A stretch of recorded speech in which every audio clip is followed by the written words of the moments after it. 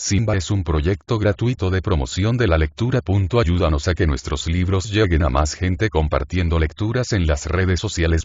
Si puedes y quieres, también puedes hacer una donación para mantener el proyecto y posibilitar que nuestra biblioteca siga creciendo. El crimen de Lord Arthur Saville. Oscar Wilde. Novela corta. Índice. Capítulo primero. Era la última recepción que daba Lady Windermere, antes de comenzar la temporada primaveral. Los salones de Bentinck House se hallaban más llenos de invitados que nunca. Acudieron 6 ministros, una vez terminada la interpelación del speaker, ostentando sus cruces y sus bandas, y todas las mujeres bonitas de Londres lucían sus toilettes más elegantes.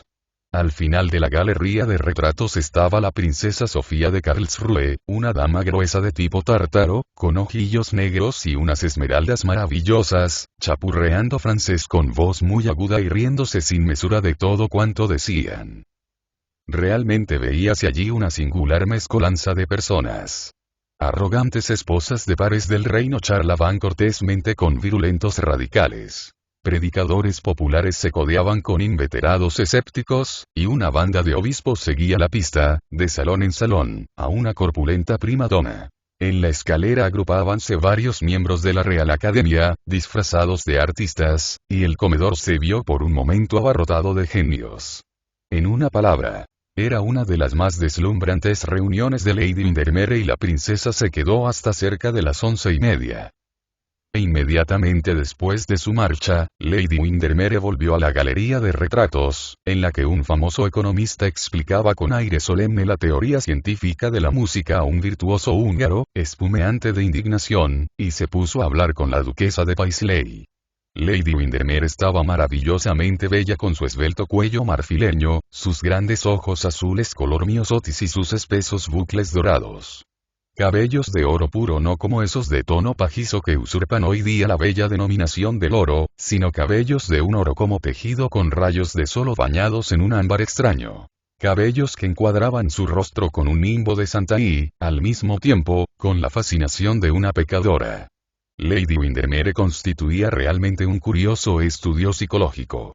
Desde muy joven descubrió en la vida la importante verdad de que nada se parece tanto a la ingenuidad como el atrevimiento.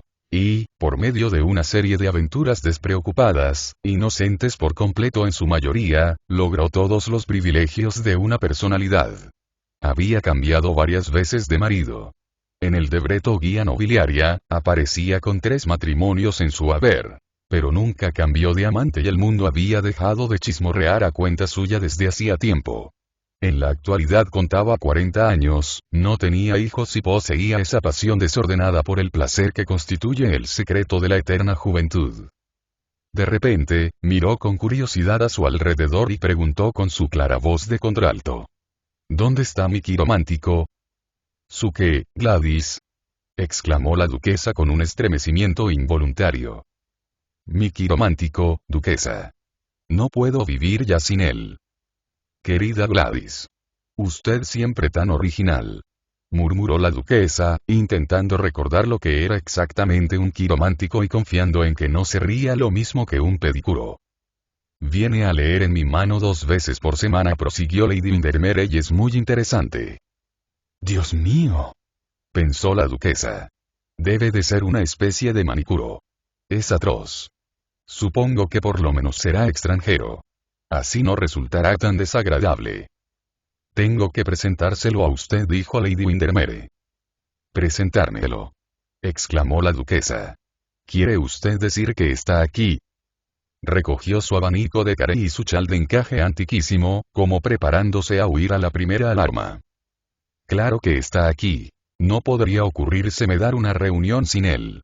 Dice que tengo una mano esencialmente psíquica y que, si mi dedo pulgar fuera un poquito más corto, sería yo una pesimista de convicción y estaría recluida en un convento. ¿Ah, sí? Profirió la duquesa, ya tranquila. Dice la Buenaventura, ¿no es eso?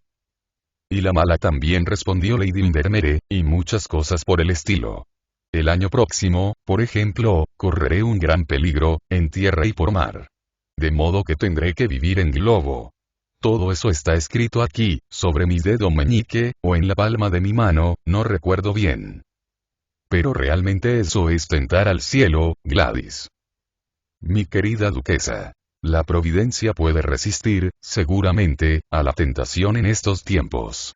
Creo que todos debían hacerse leer las manos una vez al mes, con objeto de enterarse de lo que les está prohibido.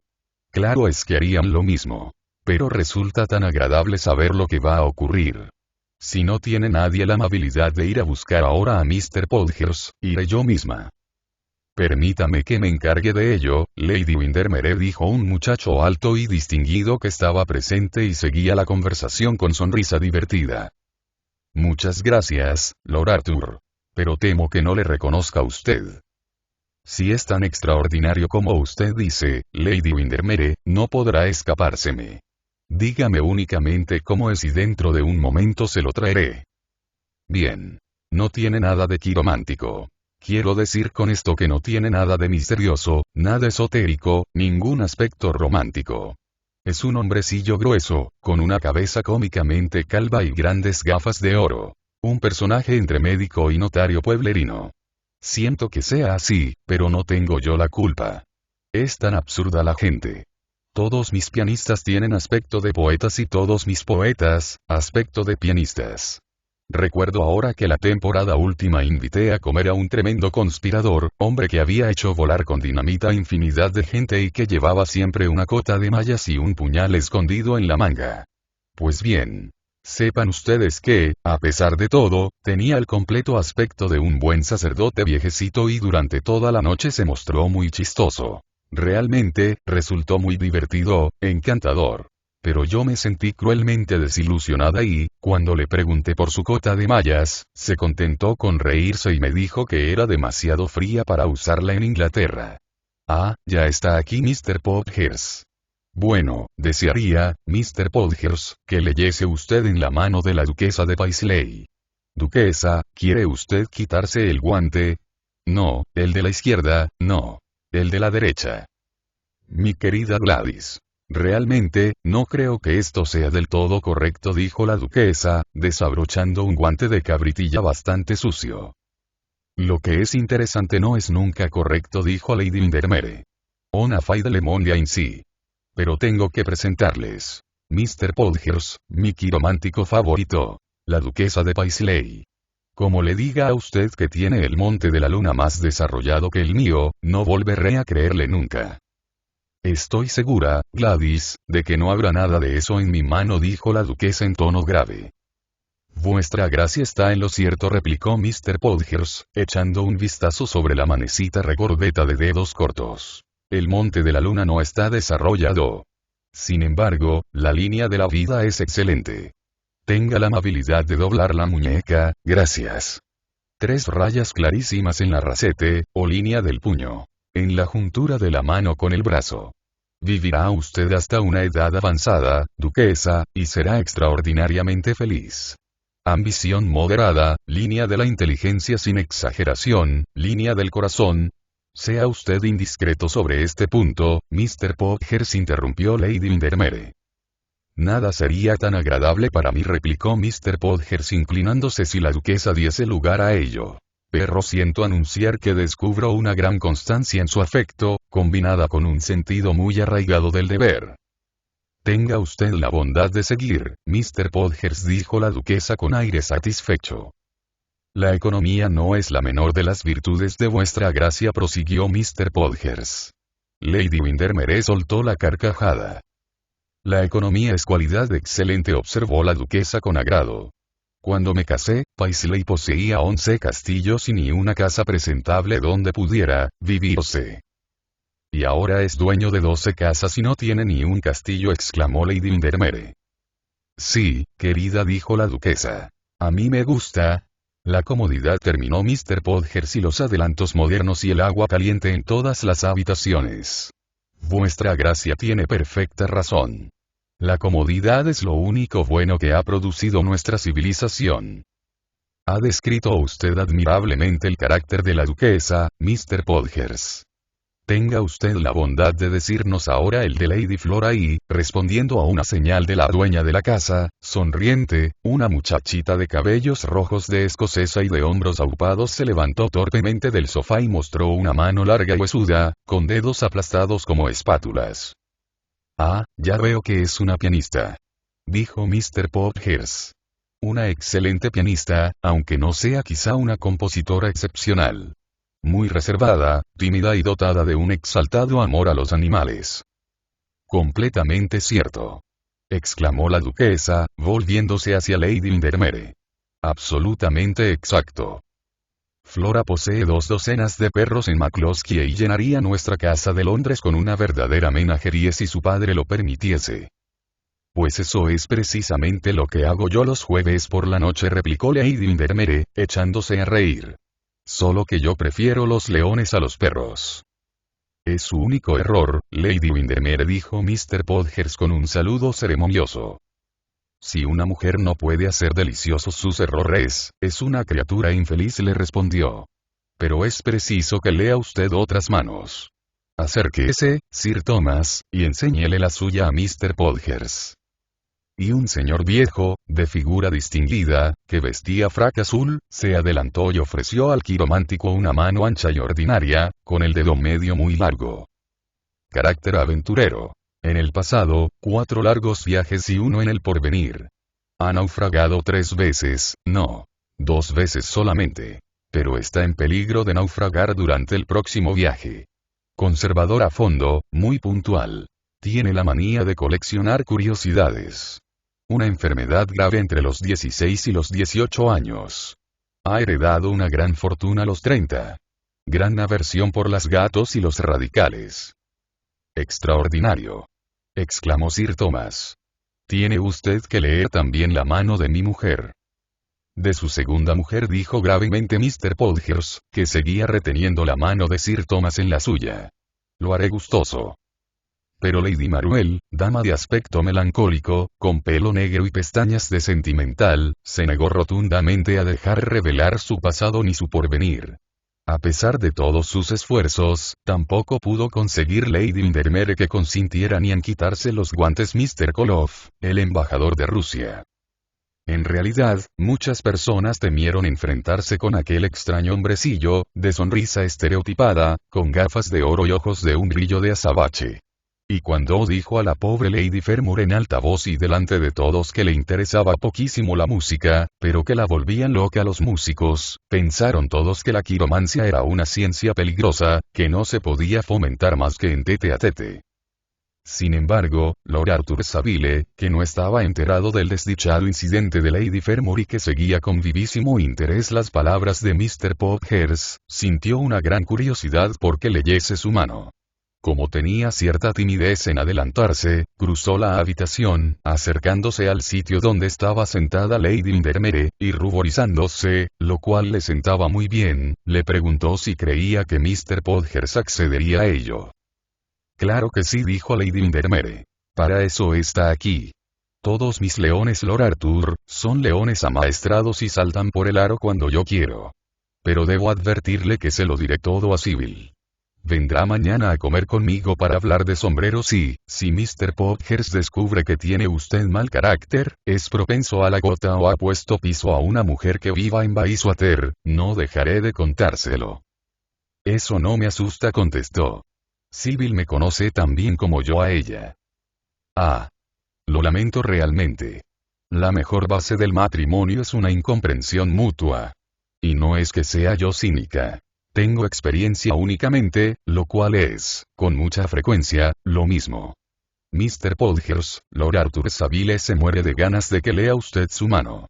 No le diga que es el prometido de una de las muchachas más bonitas de Londres, porque hace ya un mes que el Morning Post publicó esa noticia.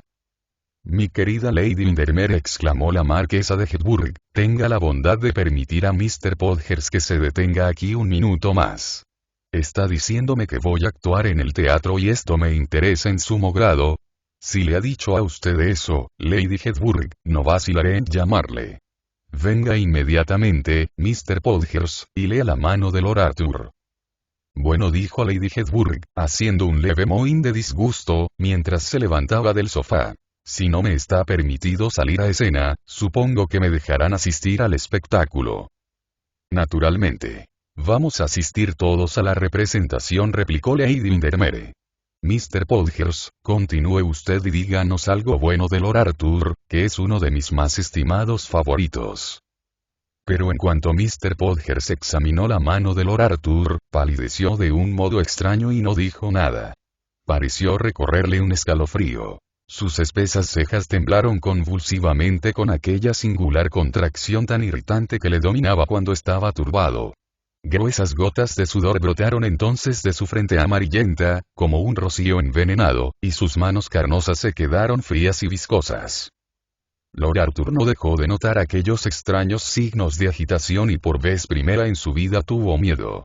Su primer impulso fue escapar del salón, pero se contuvo.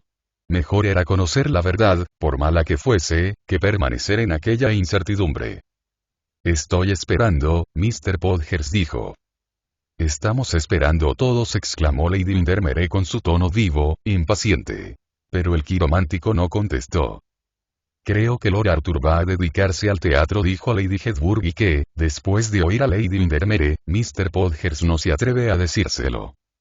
De pronto, Mr. Podgers dejó caer la mano derecha de Lord Arthur y le asió la izquierda fuertemente, doblándose tanto para examinarla, que la montura de oro de sus gafas pareció rozar la palma. Durante un momento su cara fue una máscara lívida de horror. Pero recobró enseguida su sangre fría y, mirando a Lady Windermere, le dijo con una sonrisa forzada.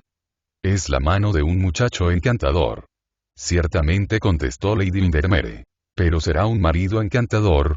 Eso es lo que necesito saber. Todos los muchachos encantadores lo son igualmente, maridos, repuso Mr. Podgers. No creo que un marido deba ser demasiado seductor, exclamó Lady Windermere, pero lo que quiero son detalles. Lo único interesante son los detalles. ¿Qué le sucederá a Lord Arthur? Pues que dentro de unos meses ha de emprender un viaje. Claro. El de su luna de miel. Y que perderá un pariente. Confío en que no será su hermano, dijo Lady Hedburg con tono compasivo. Ciertamente que no, respondió Mr. Podgers, tranquilizándola con un gesto. Será un pariente lejano simplemente. Bueno. Me siento cruelmente desilusionada, dijo Lady Windermere. No podré decirle nada a Sybil mañana. ¿Quién se preocupa hoy de los parientes lejanos? Hace ya muchos años que pasaron de moda. A pesar de lo cual, supongo que Sybil hará bien en comprarse un vestido de seda negro. Siempre podrá servirle para ir a la iglesia. Y ahora vamos a tomar algo. Se habrán comido todo. Pero aún encontraremos una taza de caldo caliente. Franois preparaba antes un caldo riquísimo. Pero ahora le veo tan preocupado con la política, que nunca estoy segura de nada con él. Quisiera realmente que el general Boulanger permaneciera quieto. Duquesa, tengo la seguridad de que está usted fatigada. Absolutamente nada, mi querida Gladys, respondió la duquesa, yendo hacia la puerta. Me he divertido muchísimo. Su pedicuro, no, su quiromántico es muy interesante. Flora, ¿dónde podrá estar mi abanico de Carey? Oh, gracias, Sir Thomas, mil gracias. ¿Y mi chal de encaje, Flora? Oh, gracias, Sir Thomas. Es usted muy amable. Y la digna dama terminó de bajar la escalera sin dejar caer más que 2 veces su frasquito de esencia. Entretanto, Lord Arthur Savile permaneció en pie cerca de la chimenea, oprimido por el mismo sentimiento de terror, por la misma preocupación enfermiza respecto a un porvenir negro. Sonrió tristemente a su hermana cuando pasó a su lado del brazo de Lord Plindale, preciosa con su vestido de brocado rosa y sus perlas, y casi no oyó a Lady Windermere, que le invitaba a seguirla. Pensó en Sybil Merton y, a la sola idea de que podía interponerse algo entre ellos dos, se le llenaron los ojos de lágrimas. Quien le hubiese mirado habría dicho que Némesis se apoderaba del escudo de Palas Atenea, mostrándole la cabeza de la gorgona. Parecía petrificado y su cara presentaba el aspecto de un mármol melancólico. Había vivido la vida delicada y lujosa de un joven bien nacido y rico. Una vida exquisita, libre de toda baja inquietud, llena de una bella despreocupación infantil. Y ahora, por primera vez, tenía conciencia del terrible misterio del destino, de la espantosa idea de la fatalidad. Qué disparatado y monstruoso le parecía todo aquello. Podría ser que lo que estaba escrito en su mano con caracteres que él no sabía leer, pero que otro descifraba, fuese el terrible secreto de alguna culpa, el signo sangriento de algún crimen. ¿No habría escape? ¿No somos entonces más que peones de ajedrez puestos en juego por una fuerza invisible, más que vasijas que el alfarero modela a su gusto para honor o descrédito? Su razón se rebelaba contra aquel pensamiento. Y, sin embargo, sentía una tragedia suspendida sobre su vida, como si estuviera destinado de repente a soportar una carga intolerable. Los actores son, generalmente, gente dichosa. Pueden elegir, para representar, la tragedia o la comedia, el dolor o la diversión. Pueden escoger entre hacer reír o hacer llorar. Pero en la vida real es muy distinto. Infinidad de hombres y mujeres se ven obligados a representar papeles para los cuales no estaban designados. Nuestros Guildensterns hacen de Hamlets y nuestros Hamlets intentan bromear como el principal. El mundo es un escenario, pero la obra tiene un reparto deplorable. De pronto Mr. Podgers entró en el salón. Al ver a Lord Arthur, se detuvo y su carnosa faz ordinaria tomó un tinte amarillo verdoso. Los ojos de los dos hombres se encontraron y hubo un momento de silencio. La duquesa se ha dejado aquí uno de sus guantes, Lord Arthur, y me ha pedido que se lo lleve, dijo, por fin, Mr. Podgers. Ah, allí lo veo, sobre el sofá. Buenas noches. Mr. Podgers, no tengo más remedio que insistir en que me dé una respuesta categórica a la pregunta que voy a hacerle. En otra ocasión, Lord Arthur. La duquesa me espera. Debo reunirme con ella. ¿No irá usted? La duquesa no tiene prisa. Las mujeres no acostumbran esperar, dijo Mr. Podgers con una sonrisa forzada. El bello sexo es impaciente. Los labios finos y como bruñidos de Lord Arthur se plegaron con altivo desdén. La pobre duquesa le parecía de poquísima importancia en aquel momento. Cruzó el salón, llegó hasta el sitio donde se había parado Mr. Podgers y le alargó su mano derecha. Dígame lo que ve usted aquí. Dígame la verdad. Quiero saberlo. No soy un niño. Los ojos de Mr. Podgers tuvieron un vivo parpadeo tras sus gafas de oro. Se balanceó con aire turbado sobre uno y otro pie, mientras sus dedos jugueteaban nerviosamente con la brillante cadena de su reloj. ¿Por qué cree usted, Lord Arthur, que he visto en su mano algo más de lo que le he dicho? Sé que ha visto usted algo más e insisto en que me lo diga. Le daré un cheque de 100 guineas. Los ojillos verdes de Mr. Podgers relampaguearon durante un segundo y luego volvieron a quedarse inexpresivos. 100 guineas, dijo, por fin, Mr. Podgers en voz baja. Sí, 100 guineas. Le enviaré un cheque mañana. ¿Cuál es su club? No pertenezco a ningún club. Es decir, no pertenezco por el momento. Pero mis señas son, permítame que le dé una tarjeta. Y sacando del bolsillo del pecho una cartulina de cantos dorados, Mr. Podgers la presentó con un profundo saludo a Lord Arthur, que leyó lo siguiente. Mr. Septimus R. Podgers quiromántico. Westbourne, 103 recibo de 10 a 4 murmuró Mr. Podgers con tonillo mecánico y hago descuentos a las familias. Dese prisa. Gritó Lord Arthur, poniéndose muy pálido y tendiéndole la diestra. Mr. Podgers miró a su alrededor nerviosamente y corrió la pesada cortina sobre la puerta. La cosa durará un poco, Lord Arthur. Mejorará usted en sentarse. Dese prisa, caballero. Gritó de nuevo Lord Arthur, colérico, dando un violento golpe con el pie en el suelo encerado. Mr. Podgers sonrió y, sacando de su bolsillo una lente pequeña, se puso a limpiarla cuidadosamente con el pañuelo. Ya estoy preparado y a su disposición, dijo. Capítulo segundo. 10 minutos más tarde, Lord Arthur Savile, con la cara lívida de terror y los ojos enloquecidos de angustia, precipitábase fuera de Bentinck House. Se abrió paso entre el tropel de lacayos, cubiertos de pieles, que esperaban bajo la marquesina del gran pabellón. Lord Arthur parecía no ver ni oír absolutamente nada, la noche era muy fría y los mecheros de gas alrededor de la plaza centelleaban, vacilantes, bajo los latigazos del viento. Pero él sentía en sus manos un calor febril y las sienes le ardían como brasas. Andaba zigzagueando por la acera, como un beodo. Un policía le miró con curiosidad al pasar y un mendigo que salió del quicio de un portal para pedirle limosna retrocedió aterrado, al ver un infortunio mayor que el suyo. En un momento dado, Lord Arthur Savile se detuvo debajo de un farol y se miró las manos. Creyó ver la mancha de sangre que las delataba y un débil grito brotó de sus labios trémulos. Asesino. Esta era la palabra que había leído el quiromántico sobre ellas. Asesino. La noche misma parecía saberlo y el viento desolado la zumbaba en sus oídos. Los rincones oscuros de las calles estaban llenos de aquella acusación, que gesticulaba ante sus ojos en los tejados. Primero fue al parque, cuyo boscaje sombrío parecía fascinarle. Se apoyó en la verja con aire extenuado, refrescando su frente con la humedad del hierro y escuchando el silencio rumoroso de los árboles. Asesino. Asesino. Se repitió, como si por dirigirse de nuevo la acusación pudiera atenuar el sentido de la palabra. El sonido de su propia voz le hizo estremecer y, a pesar de esto, deseó casi que el eco recogiese y despertara de sus sueños a la ciudad adormecida. Sentía impulsos de detener al primer transeúnte casual y contárselo todo. Después siguió su marcha, vagando alrededor de la calle de Oxford, por un laberinto de callejuelas estrechas e ignominiosas.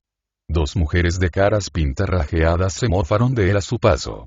De un patio lóbrego llegó hasta sus oídos un ruido de juramentos y de golpes, seguidos de gritos penetrantes. Y apretujados en montón, bajo una puerta húmeda y fría, vio las espaldas arqueadas y los cuerpos agotados de la pobreza y la decrepitud. Le sobrecogió una extraña piedad. Aquellos hijos del pecado y de la miseria, estaban fatalmente predestinados como él. ¿Acaso no eran tan solo, como él, muñecos de un guiñol monstruoso? Y, sin embargo, no fue el misterio, sino la comedia del sufrimiento la que le conmovió con su absoluta inutilidad y su grotesca falta de sentido. Qué incoherente y qué desprovisto de armonía le pareció todo. Le dejó atónito el desacuerdo existente entre el optimismo superficial de nuestro tiempo y la realidad de la vida. Era todavía muy joven. Al cabo de un rato se encontró frente a la iglesia de Marylebone. La calle, silenciosa, parecía una larga cinta de plata bruñida, moteada aquí y allá por los oscuros arabescos de las sombras movedizas. A lo lejos redondeábase en círculo la línea de luces de los faroles de gas vacilantes, y ante una casita rodeada por un muro estaba parado un coche de alquiler, solitario, cuyo cochero dormía en el interior.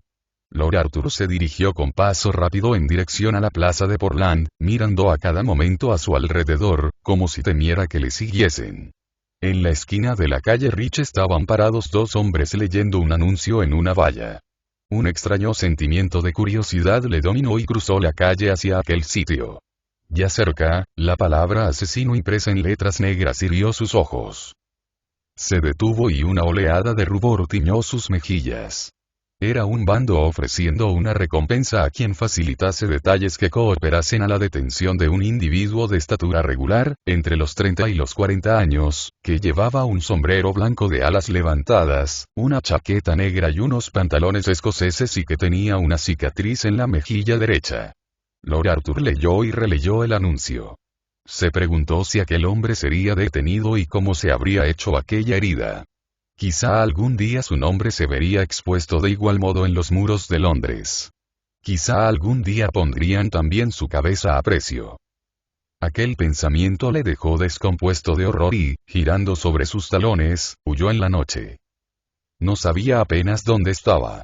Recordaba confusamente haber vagado por un laberinto de casas sórdidas, perdiéndose en una gigantesca maraña de calles sombrías, y empezaba a despuntar el alba cuando se dio cuenta, por fin, de que se hallaba en Piccadilly Circus.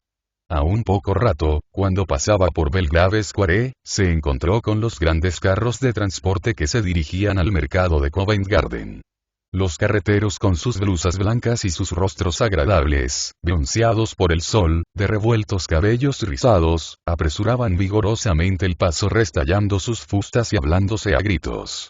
Sobre el lomo de un enorme caballo gris, el primero de la reata, iba montado un mozo mofletudo con un ramito de prímulas en su sombrero de alas caídas, agarrándose con mano firme a las crines y riendo a carcajadas. En la claridad matinal los grandes montones de legumbres se destacaban como bloques de jade verde sobre los pétalos rosados de una flor mágica.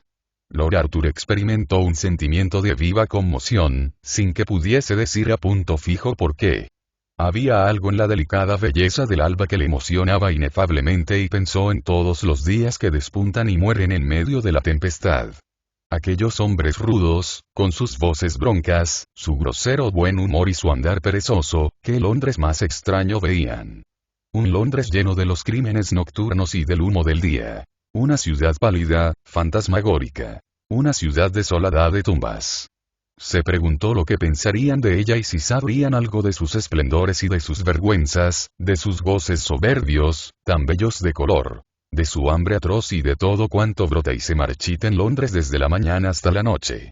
Probablemente, para ellos era tan solo el mercado a donde llevaban a vender sus productos y en el que no permanecían más que unas horas a lo sumo, dejando a su regreso las calles todavía en silencio y las casas aún dormidas. Sintió un gran placer en verlos pasar. Por muy safios que fuesen con sus zapatones claveteados y sus andares ordinarios, llevaban consigo algo de la Arcadia. Lord Arthur vio que habían vivido con la naturaleza y que ésta les enseñó la paz, y envidió su ignorancia. Cuando llegó al final de Belgrave Square, el cielo era de un azul desvanecido y los pájaros empezaban a piar en los jardines. Capítulo 3. Cuando despertó Lord Arthur, estaba ya muy avanzada la mañana y el sol de mediodía se filtraba a través de las cortinas de seda marfileña de su dormitorio. Se levantó y fue a mirar por el ventanal. Una vaga neblina de calor flotaba sobre la gran ciudad y los tejados de las casas parecían de plata oxidada. Por el césped tembloroso de la plaza de abajo se perseguían unos niños como mariposas blancas, y las aceras estaban llenas de gentes que se dirigían al parque. Nunca le pareció la vida tan hermosa ni tan alejada de él la maldad. En aquel momento su ayuda de cámara le trajo una taza de chocolate sobre una bandeja. Después de bebérsela, levantó una pesada cortina color albaricoque y pasó al cuarto de baño. La luz entraba suavemente desde lo alto a través de unas delgadas hojas de ónice transparente y el agua en la pila de mármol tenía el brillo apagado de la piedra lunar. Lord Arthur se sumergió rápidamente hasta que el agua rozó su cuello y sus cabellos. Entonces metió bruscamente la cabeza dentro del líquido, como si quisiera purificarse de la mancha de algún recuerdo infamante. Cuando salió del baño, se sintió casi serenado.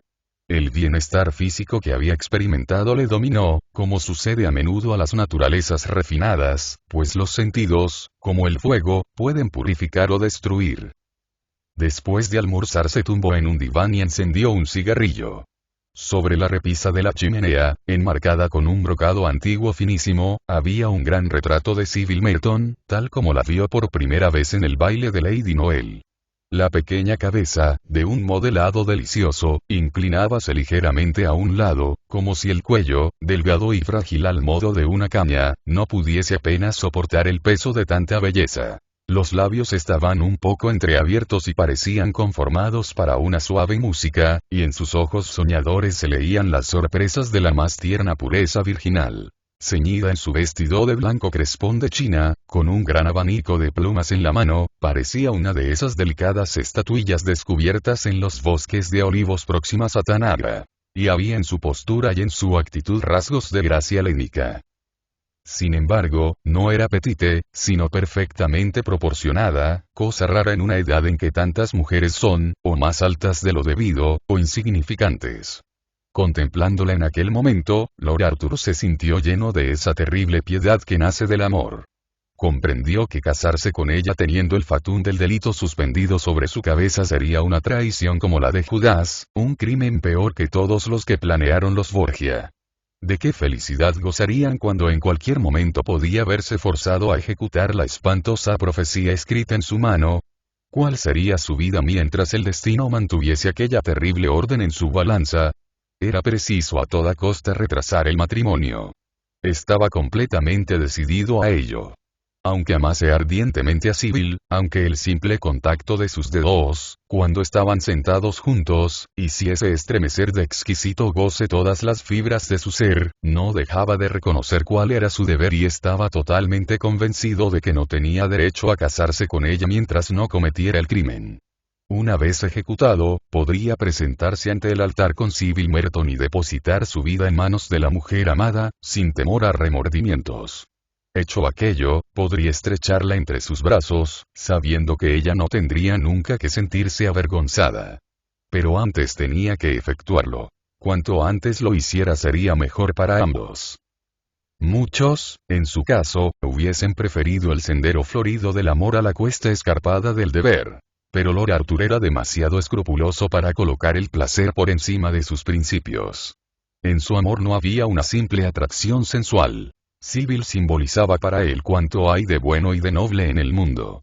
Durante un momento sintió una repugnancia instintiva contra la tarea que el destino le obligaba a realizar.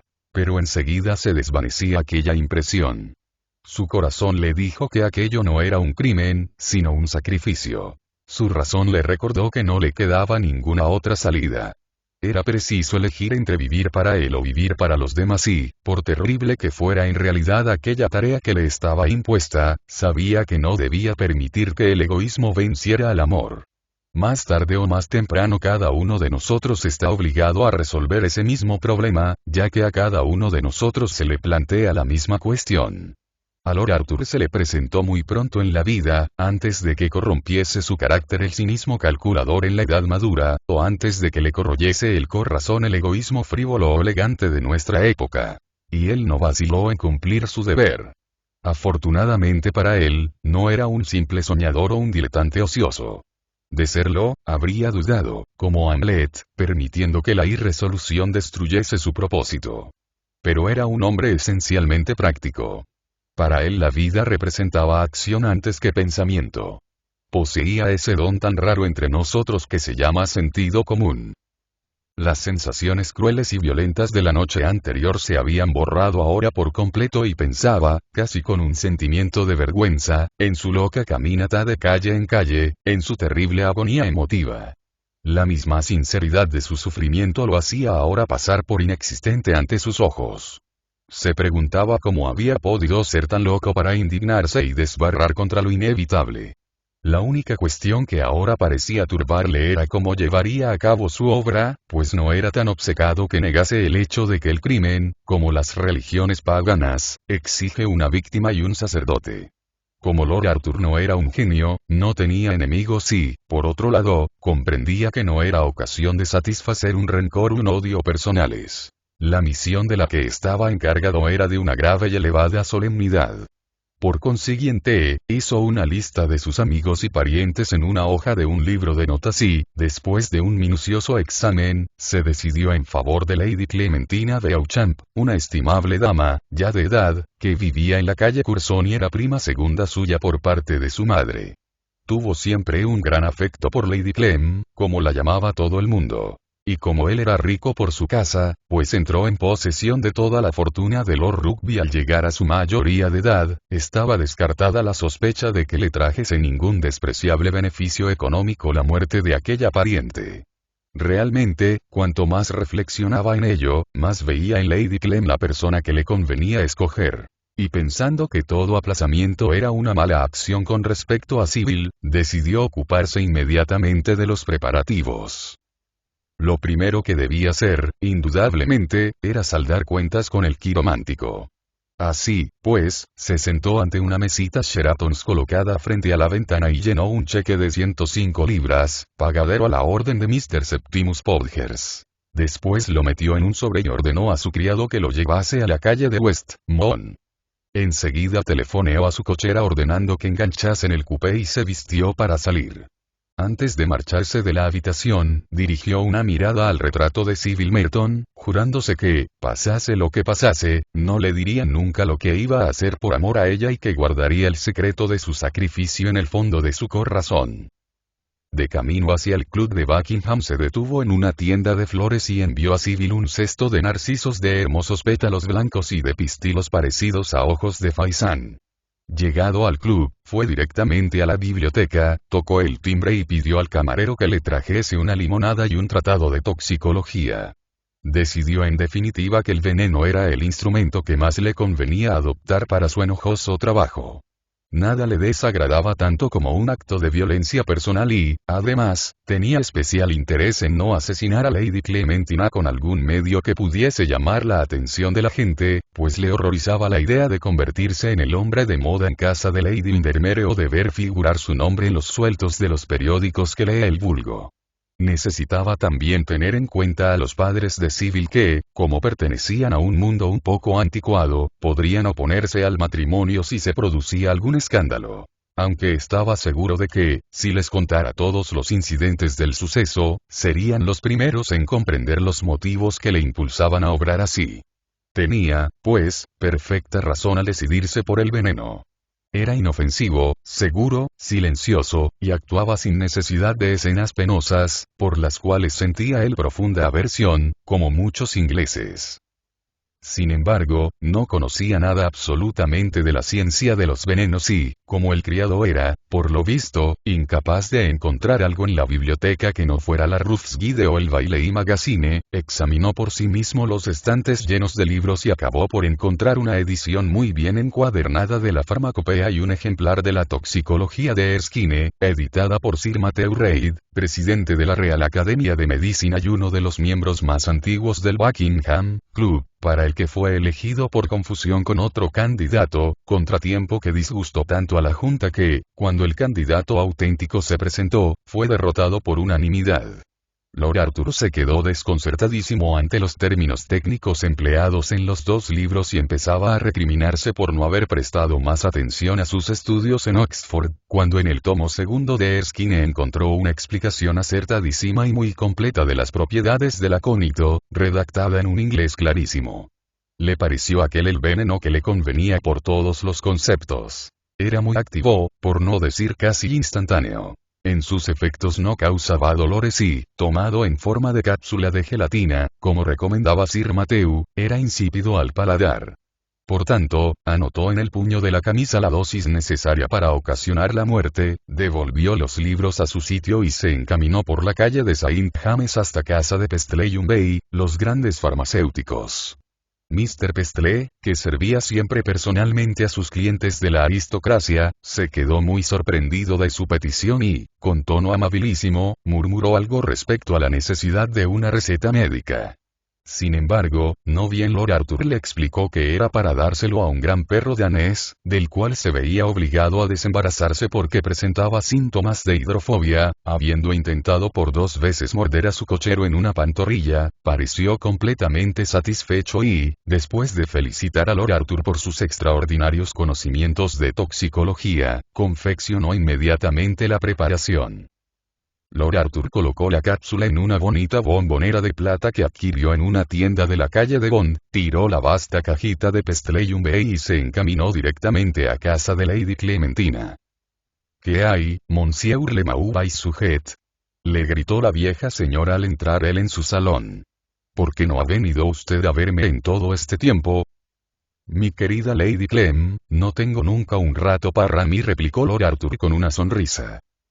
Supongo que querrás decir que te pasas los días con la señorita Sybil Merton, comprando chifons y diciendo tonterías. No acabo de comprender por qué la gente alborota tanto para casarse. En mis tiempos no hubiéramos pensado nunca en exhibirnos y embullir tanto en público y en privado por cosa tan vulgar. Le aseguro que no he visto a Sybil desde hace 24 horas, Lady Clem. Que yo sepa, pertenece por completo a sus modistas. Claro. Es el único motivo que puede traerte por casa de una mujer vieja como yo, me extraña que vosotros las hombres no escarmentéis. Ona faides folies pour moi y aquí me tienes hecha una pobre reumática, con pelo postizo y mal humor. Bueno, y si no fuese por esa querida Lady Hansen que me manda las peores novelas francesas que puede encontrar, no sé cómo serían mis días. Los médicos no sirven más que para sacar dinero a sus clientes. Ni siquiera me pueden curar la enfermedad del estómago. Le traigo un remedio para ella, Lady Clem, dijo gravemente Lord Arthur. Es una cosa maravillosa, inventada por un americano. No me gustan nada los inventos americanos, Arthur. Estoy segura de que no me gustan. He leído últimamente varias novelas americanas y eran verdaderas insensateces. Oh. Esto no es ninguna insensatez, Lady Clem. Le aseguro que es un remedio infalible. Tiene usted que prometerme que lo probará. Y Lord Arthur sacó de su bolsillo la bombonera y se la ofreció a Lady Clementina. Pero es deliciosa esta bombonera, Arthur. Una verdadera joya. Eres amabilísimo. Y aquí está el remedio. Parece un bombón. Voy a tomarlo ahora mismo. Por Dios, Lady Clem, exclamó Lord Arthur, deteniéndola. No haga usted eso. Es una medicina homeopática. Si la toma usted sin tener dolor de estómago, le sentaría mal.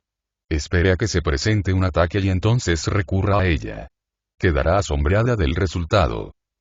Me hubiese gustado tomarla inmediatamente, dijo Lady Clementina, mirando al trasluz la capsulita transparente, con su burbuja flotante de aconitina líquida.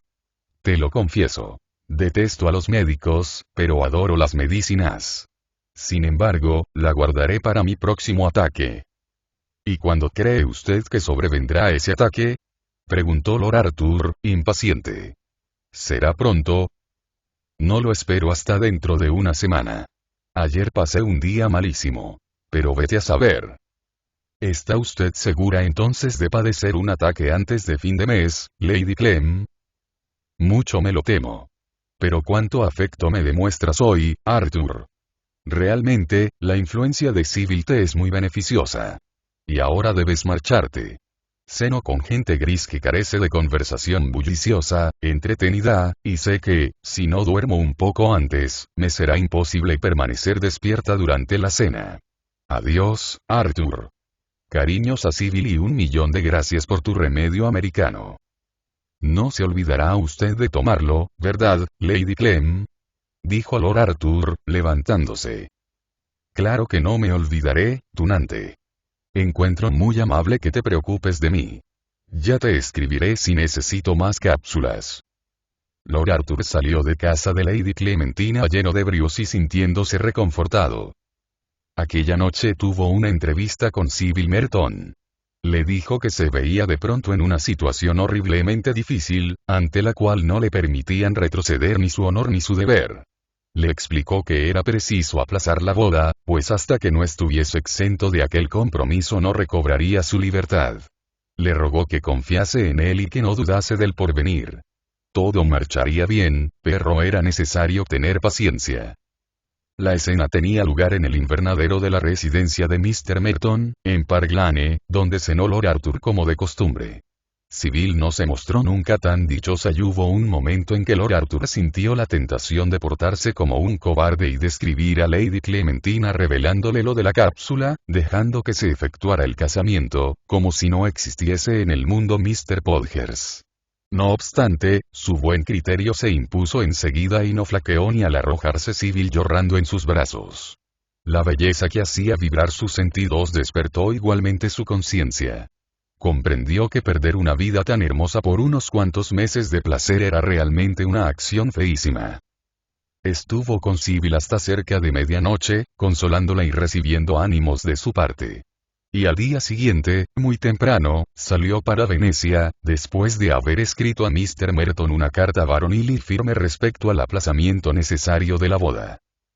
Capítulo 4. En Venecia se encontró con su hermano Lord Surbiton, que acababa de llegar de Corfú en su yate. Los dos jóvenes pasaron juntos unas semanas encantadoras. Por la mañana vagaban a caballo por el Lido o iban de un lado para otro por los canales verdes en su alargada góndola negra. Por la tarde, recibían generalmente visitas a bordo del yate y, por la noche, comían en el Florian y fumaban innumerables cigarrillos paseando por la plaza. A pesar de todo, Lord Arthur no era feliz. Todos los días recorría la columna de defunciones del Times, esperando encontrar la noticia de la muerte de Lady Clementina. Pero siempre sufría una decepción. Empezó a temer que le hubiese ocurrido algún accidente y sintió muchas veces no haberle dejado tomar la aconitina cuando quiso ella probar sus efectos. Las cartas de Sybil, aunque llenas de amor, de confianza y de ternura, tenían con frecuencia un tono triste, y a veces pensaba que se había separado de ella para siempre. Al cabo de 15 días, Lord Surbiton se cansó de Venecia y decidió recorrer la costa hasta Rávena, pues oyó decir que había mucha caza en el Pinar. Lord Arthur, al principio, se negó terminantemente a acompañarle.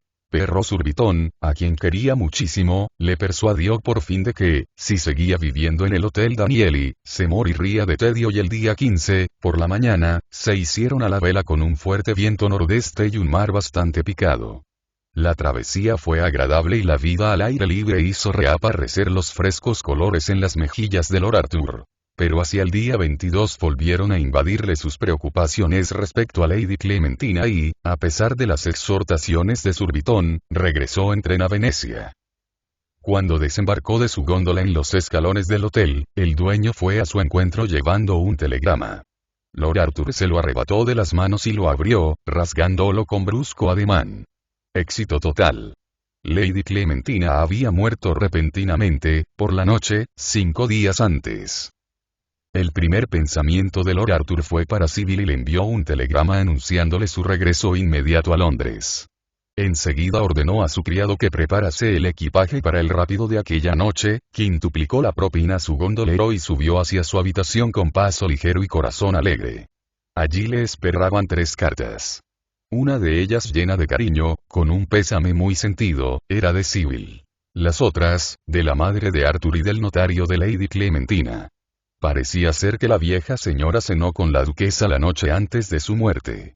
Encantó a todo el mundo con su gracejo y esprit, pero se retiró temprano, quejándose de dolor de estómago. A la mañana siguiente la encontraron muerta en su lecho, sin que pareciese haber sufrido en modo alguno. Se avisó entonces a Sir Matthew Reid, pero era ya inútil, y fue enterrada en Beauchamp Chalcot el día 22. Pocos días antes de su muerte hizo testamento. Dejaba a Lord Arthur su casita de la calle de Curzon. Todo su mobiliario, su capital, su galería de cuadros, menos la colección de miniaturas, que legaba a su hermana Lady Margaret Rufford, y su collar de amatistas, que dejaba a Sybil Merton. El inmueble no valía mucho. Pero Mr. Mansfield, el notario, deseaba vivamente que viniese Lord Arthur lo antes posible, porque había muchas deudas que pagar, ya que Lady Clementina no pudo tener nunca sus cuentas en regla. A Lord Arthur le conmovió mucho aquel buen recuerdo de Lady Clementina y pensó que Mr. Podhurst tenía realmente que asumir una grave responsabilidad en aquel asunto. Su amor por Sybil dominó, sin embargo, cualquier otra emoción y la plena conciencia de que había cumplido su deber le tranquilizó, dándole ánimos. Al llegar a Charing Cross se sintió dichoso por completo. Los Merton le recibieron muy afectuosos. Sybil le hizo prometer que no toleraría ningún obstáculo que se interpusiera entre ellos y quedó fijada la boda para el 7 de junio. La vida le parecía, una vez más, brillante y hermosa, y toda su antigua alegría renacía en él.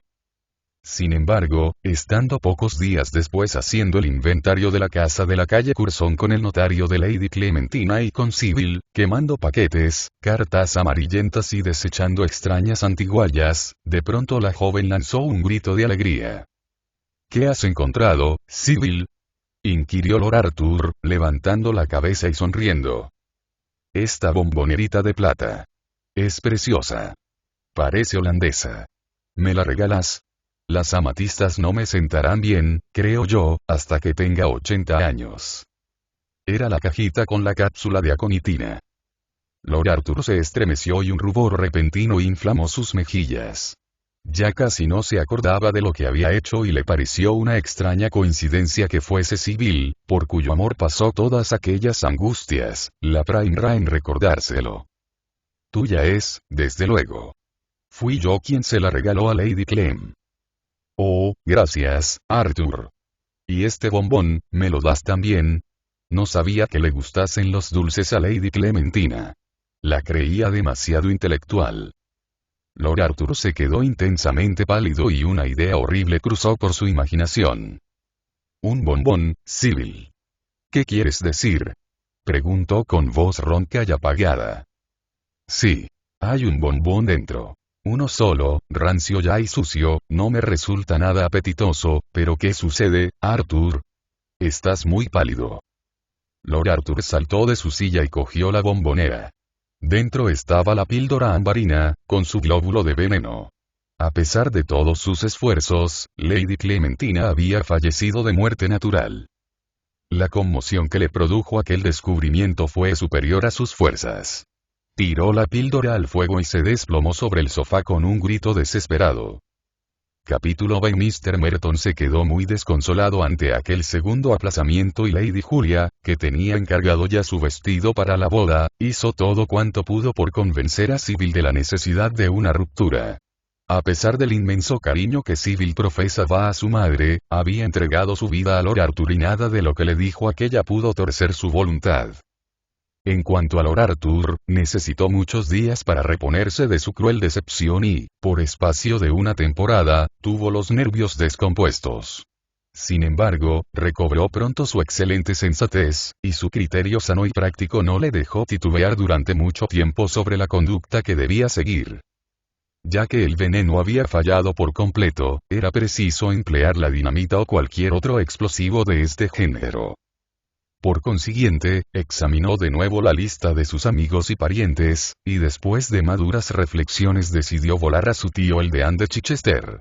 A este, que era un hombre de gran cultura y talento, le entusiasmaban los relojes.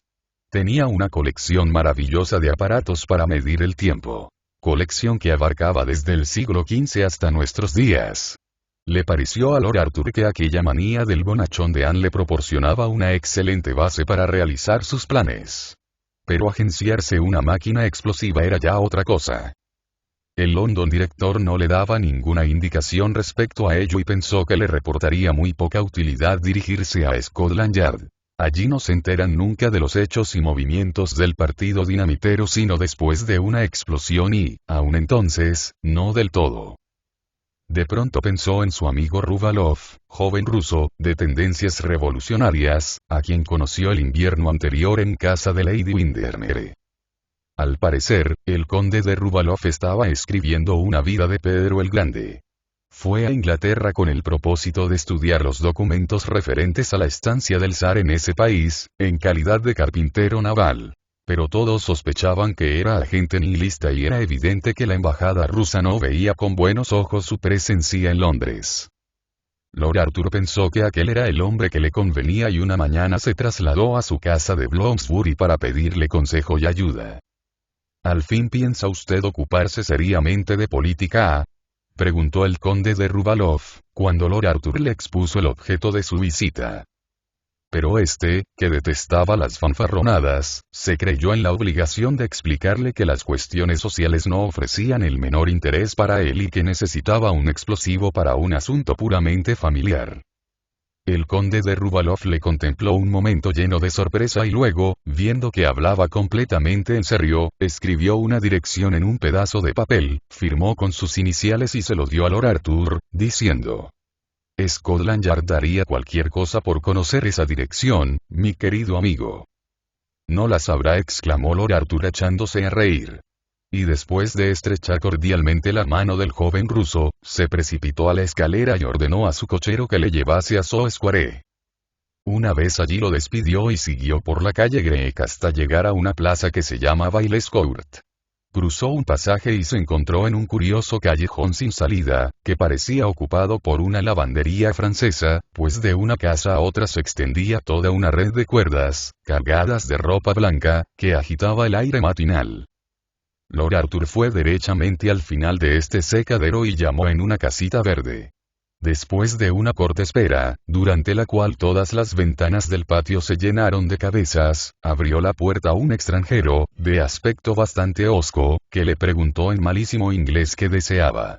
Lord Arthur le tendió el papel que le había dado el conde de Ruvalov. No bien lo hubo leído, el individuo se inclinó, invitando a Lord Arthur a entrar en una habitación reducidísima del piso bajo. Pocos minutos después, Herr Winkelkopf, como le llamaban en Inglaterra, entró apresuradamente en el aposento con una servilleta manchada de vino al cuello y un tenedor en la mano izquierda. El conde de Ruvalov dijo a Lord Arthur saludando me ha dado ese papel de presentación para usted y deseo vivamente que me conceda una breve entrevista por una cuestión de negocios. Me llamo Smith, Robert Smith y necesito que me proporcione usted un reloj explosivo. Encantado de recibirle, Lord Arthur replicó el malicioso y pequeño alemán estallando de risa. No me mire usted con esa cara de asustado. Es deber mío conocer a todo el mundo y recuerdo haberle visto a usted una noche en casa de Lady Windermere. Espero que su gracia esté bien de salud. ¿Quiere usted acompañarme mientras concluyó de almorzar? Tengo un excelente paté y mis amigos llevan su bondad hasta afirmar que mi vino del Rin es mejor que ninguno de los que pueden beberse en la embajada de Alemania. Y antes de que Lord Arthur hubiese vuelto de su asombro se encontró sentado en la salita del fondo, bebiendo a sorbos un Marco Brunner de los más deliciosos en una copa amarillo pálido, grabada con el monograma imperial, y charlando de la manera más amistosa con el famoso anarquista. Los relojes de explosión, dijo Herr Winkelkopf, no son buenos artículos para exportar, ni aun consiguiendo hacerlos pasar por la aduana. El servicio de trenes es tan irregular que, por regla general, estallan antes de llegar a su destino. A pesar de ello, si necesita usted uno de esos aparatos para uso doméstico, puedo proporcionarle un artículo excelente, garantizándole que ha de quedar satisfecho del resultado. ¿Puedo preguntarle para qué fin piensa usted destinarlo? Si es para la policía o para alguien relacionado con Scotland Yard, lo sentiré muchísimo, pero no puedo hacer nada por usted. Los detectives ingleses son realmente nuestros mejores amigos y he comprobado siempre que, teniendo en cuenta su estupidez, podemos hacer todo cuanto se nos antoja. No quisiera tocar ni un pelo de sus cabezas. Le aseguro, replicó Lord Arthur, que esto no tiene nada que ver con la policía. Para que usted lo sepa, el mecanismo de relojería está destinado al deán de Chichester. Caramba. No podía yo imaginarme ni por lo más remoto que fuese usted tan exaltado en materia religiosa, Lord Arthur. Los jóvenes de hoy no se apasionan por eso.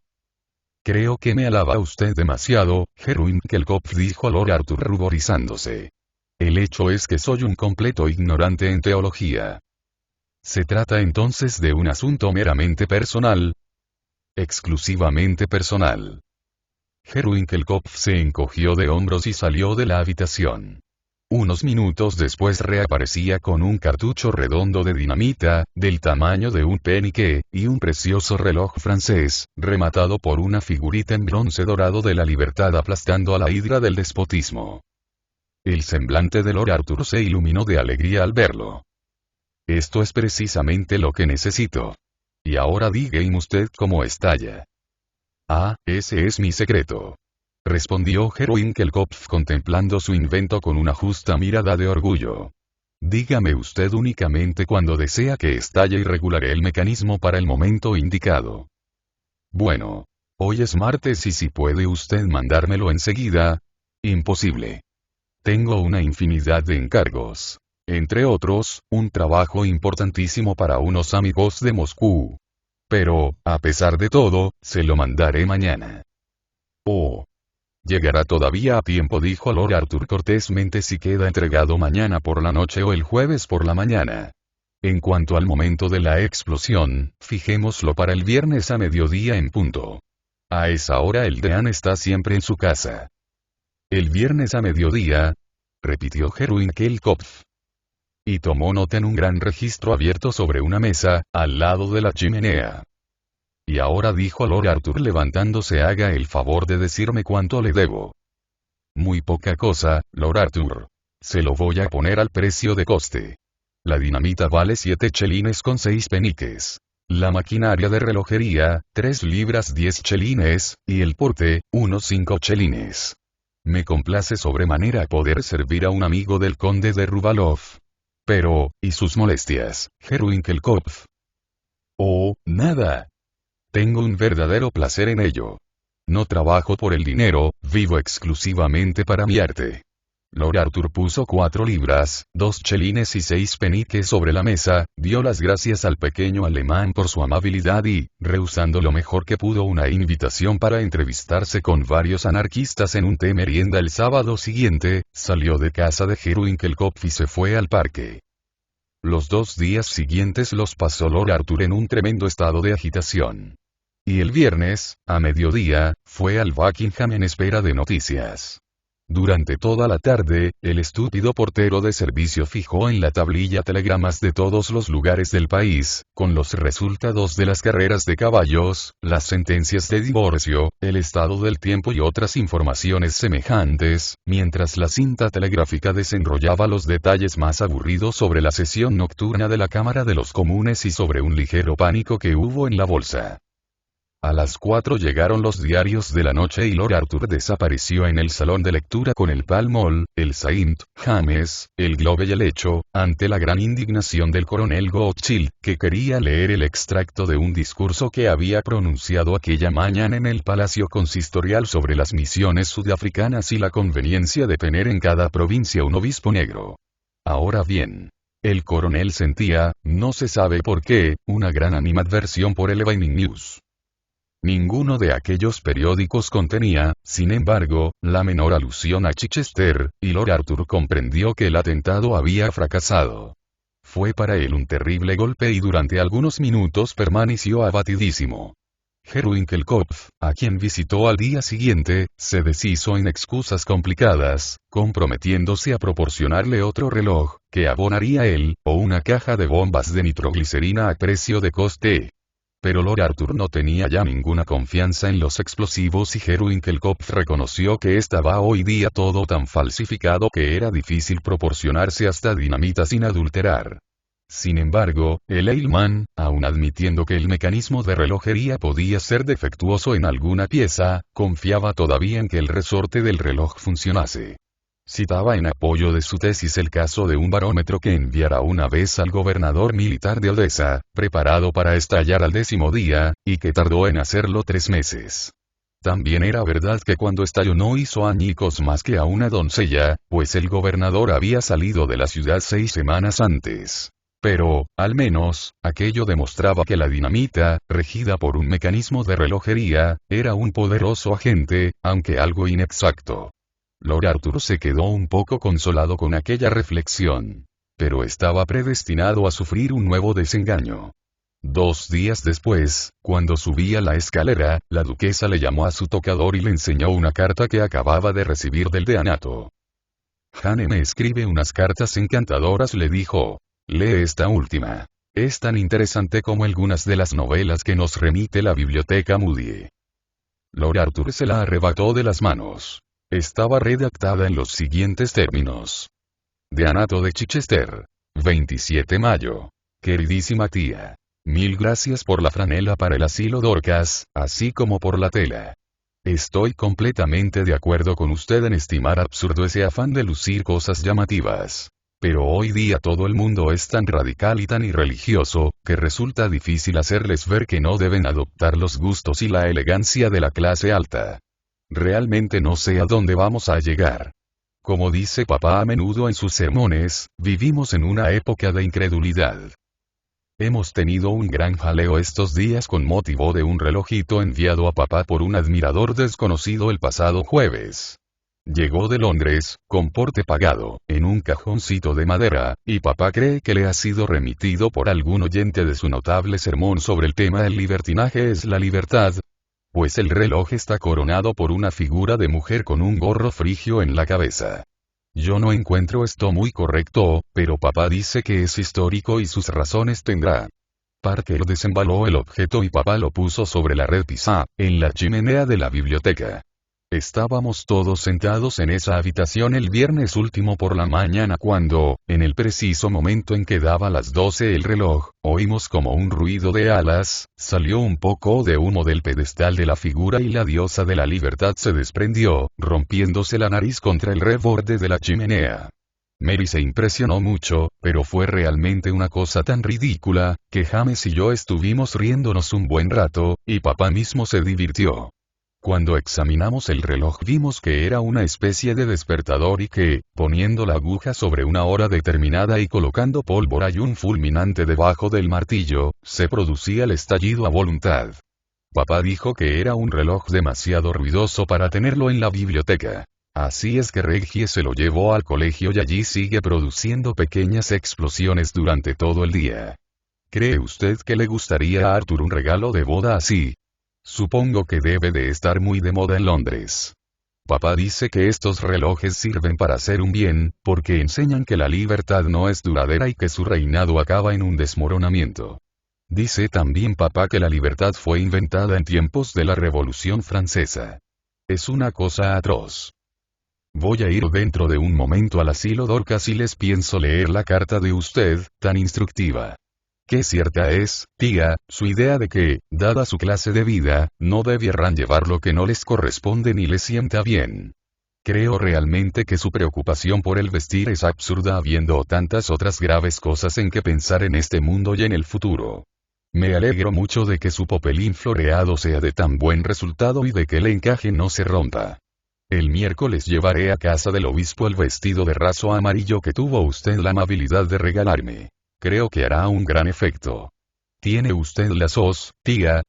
Jennings dice que ahora todo el mundo lleva lazos, y que las enaguas se usan en cañonadas.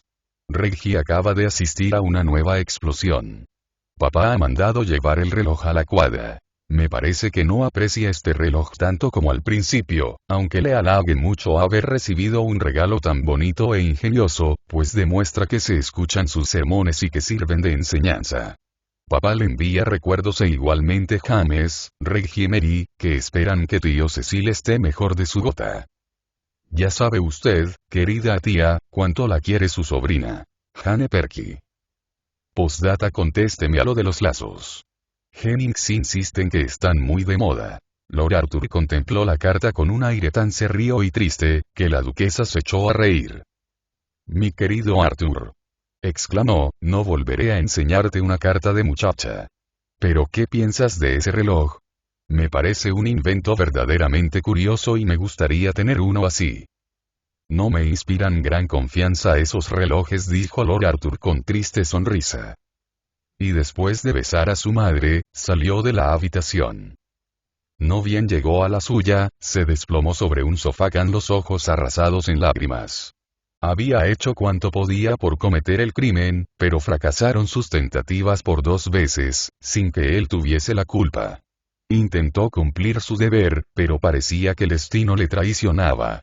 Estaba abrumado por el sentimiento de la esterilidad de sus buenas intenciones, por la inutilidad de sus esfuerzos en un acto honrado. Quizá hubiera valido más romper su compromiso con Sybil. Ella sufriría, eso sí. Pero el dolor no podría aniquilar un carácter tan noble como el suyo. En cuanto a él, ¿qué importaba?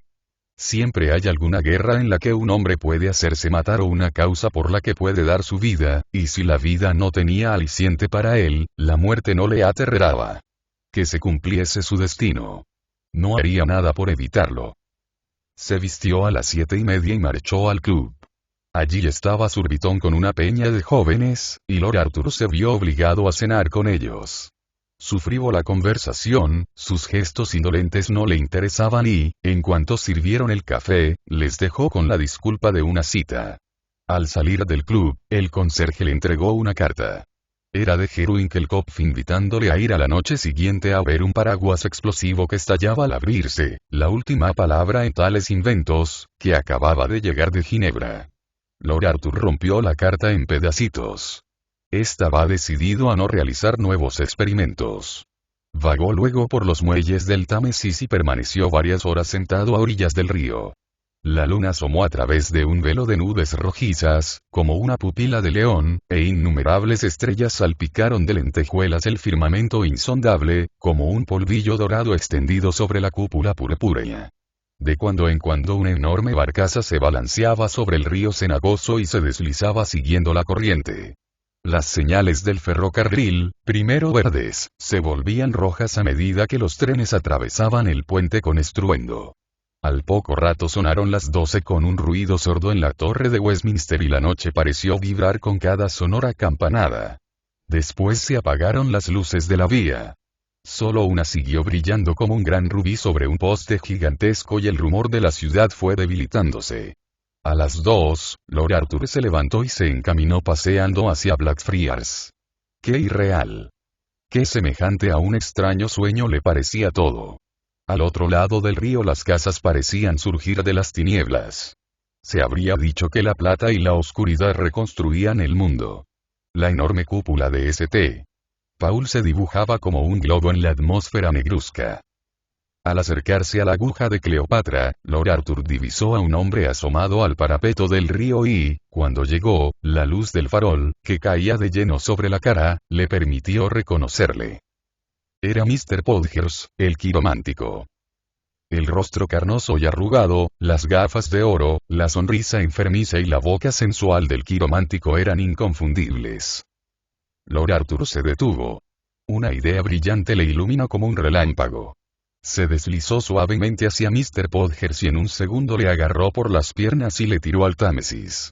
Se oyó una blasfemia, el ruido de un chapoteo y griega. Nada más. Lord Arthur contempló con ansiedad la superficie del río, pero no pudo ver más que el sombrero del quiromántico, que giraba en un remolino de agua plateada por la luna. Al cabo de unos minutos el sombrero desapareció también y ya no quedó ninguna huella visible de Mr. Podgers. Hubo un momento en que Lord Arthur creyó divisar una silueta gruesa y deforme que se abalanzaba hacia la escalerilla próxima al puente. Pero casi enseguida se agrandó el reflejo de aquella imagen y, cuando volvió a salir la luna, desapareció definitivamente. Entonces pensó que había cumplido los mandatos del destino. Lanzó un profundo suspiro de alivio y el nombre de Sybil afloró a sus labios. ¿Se le ha caído a usted algo?, dijo de repente una voz a su espalda. Giró bruscamente y vio a un policía con su linterna sorda. Nada que valga la pena, contestó sonriendo. Y tomando un coche que pasaba ordenó al cochero que le llevase a Belgrave Square. Los días siguientes al del suceso se sintió alegre y preocupado alternativamente. Había momentos en que casi esperaba ver entrar a Mr. Podgers en su cuarto. Y, sin embargo, otras veces comprendía que el destino no podía ser tan injusto con él. Fue 2 veces a casa del quiromántico, pero no pudo decidirse a tocar el timbre. Deseaba con toda su alma conocer la verdad y al mismo tiempo la temía. Y al fin la supo. Estaba sentado en el salón de fumadores del club y tomaba el té escuchando, aburrido, a Surbiton, que le cantaba la última canción cómica del Gaiety, cuando el criado trajo los diarios de la noche. Cogió el St. James, y estaba hojeándolo distraídamente, cuando de repente chocaron sus ojos con estos titulares. Suicidio de un quiromántico. Palideció de emoción y empezó a leer el suelto, redactado en los siguientes términos. Ayer por la mañana, a las 7, fue hallado el cuerpo de Mr. Septimus R. Podgers, el eminente quiromántico, devuelto por el río, en la ribera de Greenwich, frente al Hotel Ship. Este infortunado señor desapareció hace unos días y en los centros quirománticos había vivas inquietudes respecto a su paradero. Se supone que se suicidó por influjo de un trastorno momentáneo de sus facultades mentales, provocado por un trabajo excesivo. Así lo ha reconocido unánimemente el dictamen forense emitido esta tarde.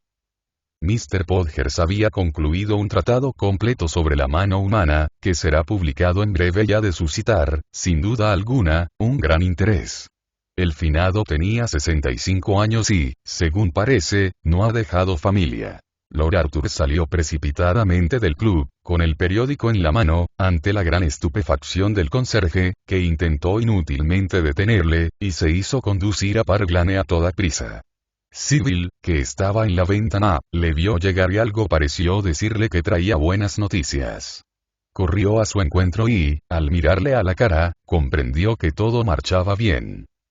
«Mi querida Sybil», exclamó Lord Arthur, «casémonos mañana». «¡Qué loco! ¿Y el pastel de boda sin encargar?», replicó Sybil, riéndose en medio de sus lágrimas. Cuando se celebró la boda, unas 3 semanas después, St. Peter estuvo lleno de una verdadera multitud de personas de la más elevada alcurnia. Ofició de un modo conmovedor el deán de Chichester. Y todos los asistentes estuvieron de acuerdo en reconocer que no habían visto nunca una pareja tan seductora como la que formaban los novios. Eran más que hermosos y, sin embargo, eran felices. No sintió Lord Arthur un solo momento lo que había sufrido por amor a Sybil y ella, por su parte, le daba lo mejor que puede ofrendar una mujer a un hombre. Respetó, ternura y amor. En su caso, la realidad no mató su novela romántica. Y conservaron siempre la juventud de sus sentimientos. Algunos años después, cuando tuvieron dos preciosos niños, Lady Windermere fue a visitarles a Alton Priory, antigua y encantadora finca, regalo de boda del duque a su hijo. Y estando sentada una tarde con Sibyl, bajo un tilo, en el jardín, contemplando al niño y a la chiquilla, que jugaban correteando por la rosaleda como dos suaves rayos de sol, asió, de pronto las manos de Sibyl y dijo: ¿Eres feliz, Sibyl? Sí, mi querida Lady Windermere. Soy feliz. ¿Y usted no lo es? No tengo tiempo de serlo, Sibyl. Me encariño siempre con la última persona que me presentan. Pero generalmente, en cuanto la conozco a fondo, me aburre. ¿No la entretienen ya sus leones, Lady Windermere? Oh amiga mía. Los leones no sirven más que para una temporada. En cuanto se cortan la melena se convierten en los seres más insufribles del mundo. Además, si se porta una cariñosamente con ellos, se portan ellos, en cambio, muy mal con una. ¿Te acuerdas de aquel horrible Mr. Podgers? Era un inicuo impostor. Como es natural, al principio no lo noté y hasta cuando me pidió dinero se lo di. Pero no podía yo soportar que me hiciese la corte. Me ha hecho realmente odiar la quiromancia. Ahora mi pasión es la telepatía. Resulta mucho más divertida. Aquí no puede hablarse mal de la quiromancia, Lady Windermere. Es la única cosa sobre la cual no le gustan a Arthur las bromas, le aseguro a usted que la toma completamente en serio. ¿No querrás decirme, Sibyl, que tu marido cree en ella? Pregúnteselo usted y lo verá, Lady Windermere. Aquí viene. Lord Arthur se acercaba, en efecto, por el jardín, con un gran ramo de rosas amarillas en la mano y sus dos hijos jugueteando a su alrededor. Lord Arthur. Dígame, Lady Windermere. ¿Se atreverá usted realmente a mantener que cree en la quiromancia? Claro que sí, dijo el joven, sonriendo. ¿Pero por qué? Porque le debo toda la dicha de mi vida, murmuró él, arrellanándose en un sillón de mimbre. ¿Qué le debe usted, mi querido Lord Arthur? Pues Sibyl, contestó él, ofreciendo las rosas a su mujer y mirándose en sus ojos violeta. ¡Qué tontería! Exclamó Lady Windermere. No he oído en mi vida una tontería semejante.